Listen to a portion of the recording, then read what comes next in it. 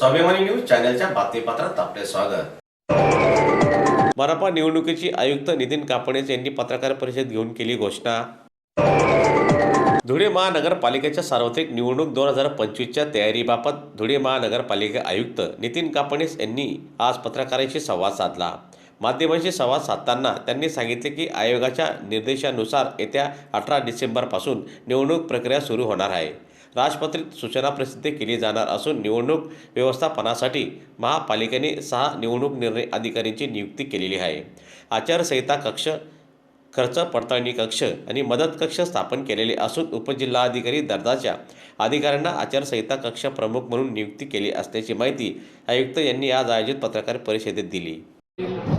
29 महानगरपालिकांच्या सार्वत्रिक निवडणुकांचा कार्यक्रम मान्य राज्य निवडणूक आयोगाने काल दिनांक 15 डिसेंबर 2025ला जाहीर केलेला आहे।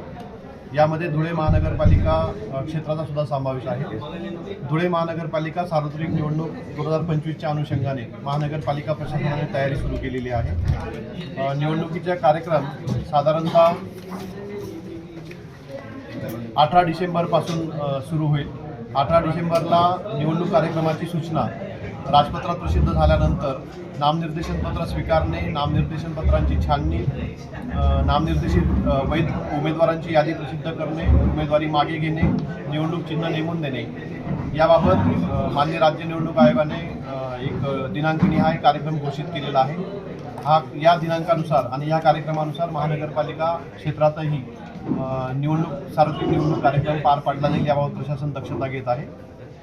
काल राज्य निवडणूक आयोगाचा निवडणूक कार्यक्रम घोषित झाल्यानंतर तात्काळ महानगरपालिकेने ह्या निवडणूक कामासाठी आवश्यक जे काही पथकं आणि कक्ष स्थापन करायचे असतात त्याबाबतची कार्यवाही सुरू केलेली आहे। महानगरपालिका स्तरावर निवडणूक प्रक्रिया पार पाडण्यासाठी 6 निवडणूक निर्णय अधिकाऱ्यांची नियुक्ती महानगरपालिकेने केलेली आहे। त्यासोबत आचारसंहिता कक्षासाठी एक आचारसंहिता कक्ष प्रमुख म्हणून उपजिल्हाधिकारी दर्जाच्या अधिकाऱ्याची नियुक्ती महानगरपालिकेने केलेली आहे।